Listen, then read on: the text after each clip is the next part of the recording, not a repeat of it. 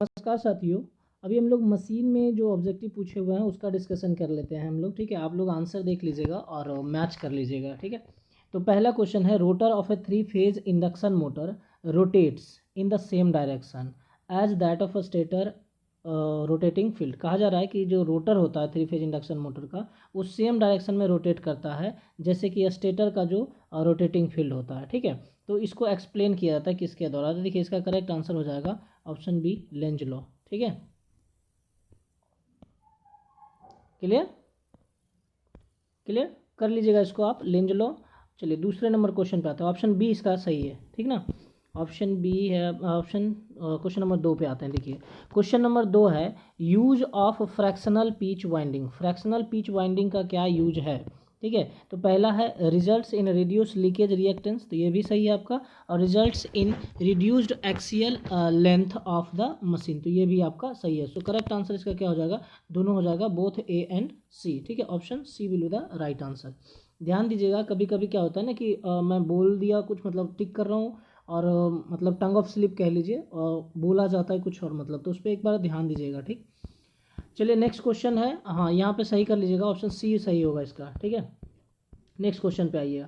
Question number 4 है आपका। Question number 4 ना, क्वेश्चन नंबर 3 हो गया। हाँ, क्वेश्चन नंबर 3 देख लीजिए। A smaller air gap in a polyphase induction motor helps to.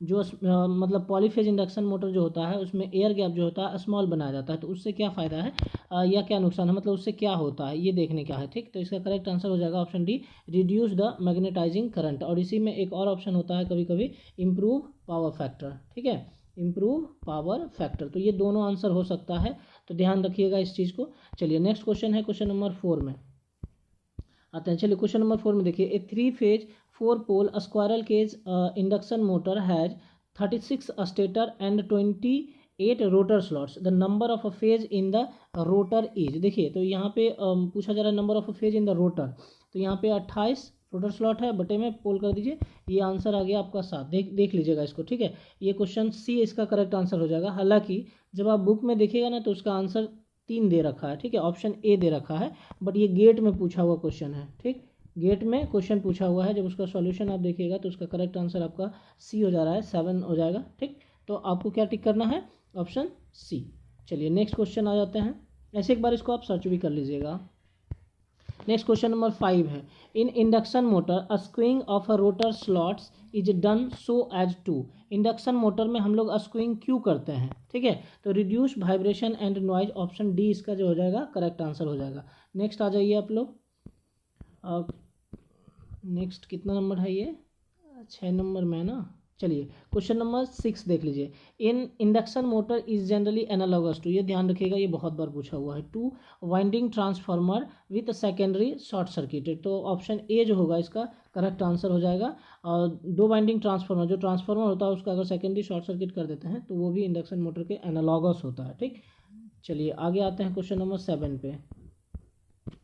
Question number 7 में कह रहा है कि 3 phase induction motor is running at slips, मतलब ऐसा स्लिप मान लीजिए उसका दिया हुआ है। If 2 phase supply leads are interchange, अगर उसके फेज सप्लाई जो होगा उसका इंटरचेंज कर देते हैं, बदल देते हैं, then slip at that instant is equal to, मतलब पहले जो है इंडक्शन मोटर रन कर रहा है उसका स्लिप एस है, अब उसके फेज को हम क्या किए, चेंज कर दिए, मतलब रिवर्स में हो गया। ठीक है, तब जो होगा उस टाइम में, इंस्टेंट में, मतलब उस वक्त में क्या होगा स्लिप आपका, तो इसका करेक्ट आंसर सी हो जाएगा, 2 माइनस एस। ठीक है, 2 minus S, option C. Next question number आ जाते हैं हम लोग 8 में।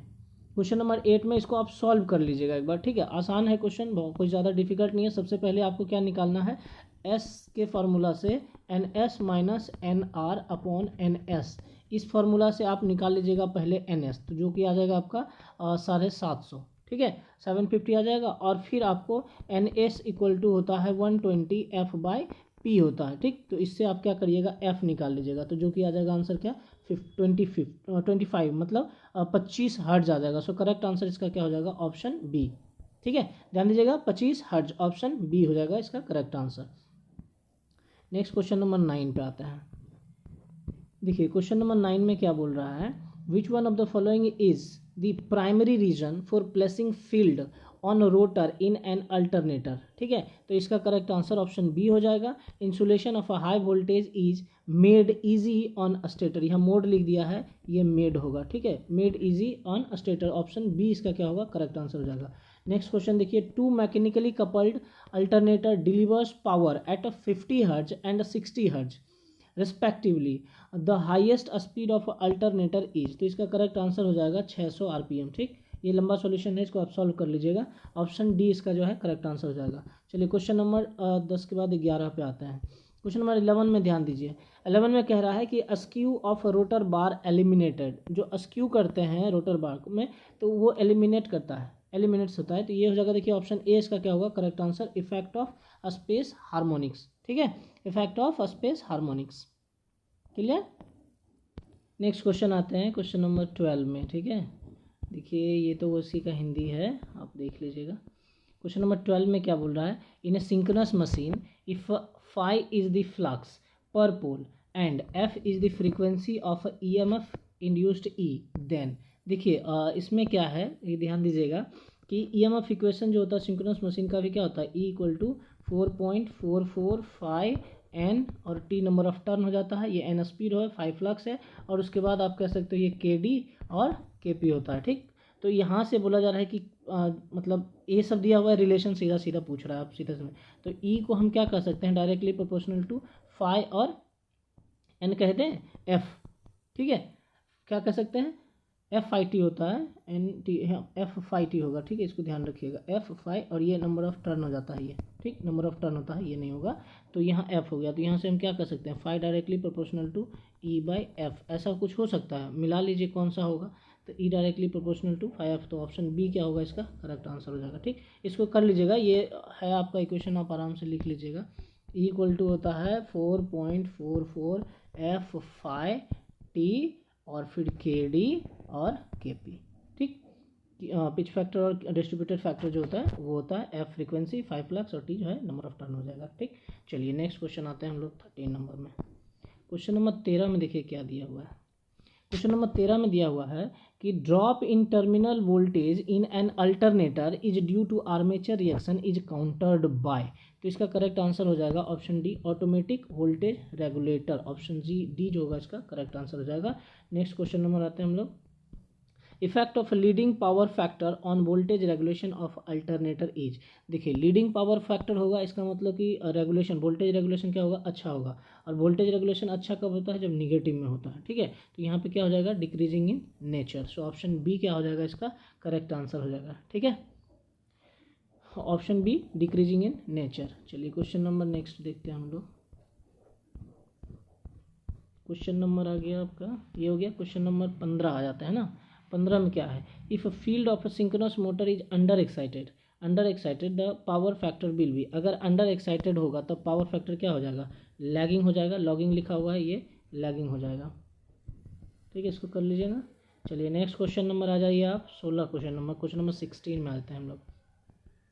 क्वेश्चन नंबर 16 में कहता है कि an inverted we curve of a synchronous motor shows the variation of, मतलब आप जानते होंगे कि जो सिंक्रोनस मोटर है उसमें एक वी कर्व होता है और एक इन्वर्टेड वी कर्व होता है, ठीक है, तो इन्वर्टेड वी कर्व के बारे में पूछ रहा है, करेक्ट आंसर और इसका क्या हो जाएगा, power factor and DC excitation at a constant load, इसके बीच में हम लोग क्या करते हैं, इस दोनों पैरामीटर के बीच में हम लोग ग्राफ बनाते हैं, तो आप ये कमेंट करके बताइएगा कि वी कर्व जो होता है वो किस दो पैरामीटर के बीच में हम लोग इसको बनाते हैं, ठीक है, किस दो क्वांटिटी के बीच में हम लोग इसको बनाते हैं, कौन सा, वी कर्व, लेकिन यहाँ पूछा है इन्वर्टेड वी कर्व, तो करेक्ट आंसर ए हो जाएगा इसका, ठीक है, पी एफ और power factor and DC excitation at constant load. चलिए नेक्स्ट क्वेश्चन नंबर 17 में आ जाइए।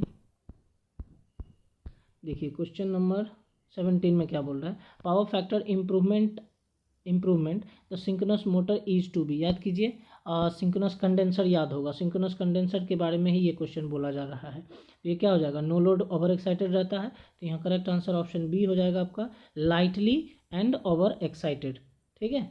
चलिए नेक्स्ट क्वेश्चन पे आ जाइए, इसमें कहता है कि in case of a split phase motor the phase shift between currents in the two winding is around, तो इसको ध्यान दीजिएगा एक बार कि 90 डिग्री भी होता है और लेस देन 90 डिग्री भी होता है, ठीक है, दोनों होता है। बुक में जब आप देखिएगा तो उसमें दोनों मिलेगा, 90 डिग्री भी और लेस देन 90 डिग्री भी। तो इसको आप एक बार चेक कर लीजिएगा खुद से। मेरे हिसाब से इसका आंसर जो होगा ए हो जाएगा 90 डिग्री। हाँ, लेकिन जब करंट और वोल्टेज का बात करेगा ना तो वहाँ पे फिर 60 डिग्री और 15 डिग्री के आसपास में फिर दोनों के में अंतर रहता है इस प्रकार से। लेकिन यहाँ पे दोनों करंट के बीच में ही पूछा जा रहा है तो 90 डिग्री होता है, क्योंकि दोनों वाइंडिंग जो होता है 90 डिग्री डिस्प्लेस किया 90 डिग्री में ही डिस्प्लेस किया हुआ रहता है, ठीक। तो एक बार इसको चेक कर लीजिएगा, ये आपका एक काम हो गया, ठीक है, इसको चेक कर लीजिएगा। नेक्स्ट आता है क्वेश्चन नंबर 19। देखिए क्वेश्चन नंबर 19 कहता है capacitor in a single phase induction motor is used for. Induction single phase induction motor में कैपेसिटर का यूज हम क्यों करते हैं? तो इसका आंसर हो जाएगा आपका improving the starting torque. Option B हो जाएगा इसका correct answer, improving the starting torque. चलिए क्वेश्चन नंबर आ जाइए नेक्स्ट 20 में।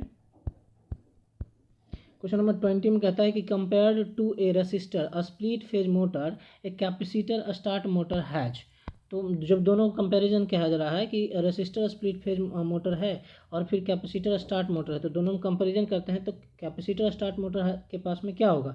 तो उसमें होगा high starting torque. Option B इसका क्या हो जाएगा करेक्ट आंसर, ठीक है। ये 20 क्वेश्चन था। जिनको भी संदेह होगा, जो डाउट लग रहा होगा कि ये गलत है, तो प्लीज़ एक बार आप जेबी गुप्ता का ऑब्जेक्टिव देख लीजिएगा, सारा क्वेश्चन उसी से उठाया हुआ है, ठीक, क्लियर ना।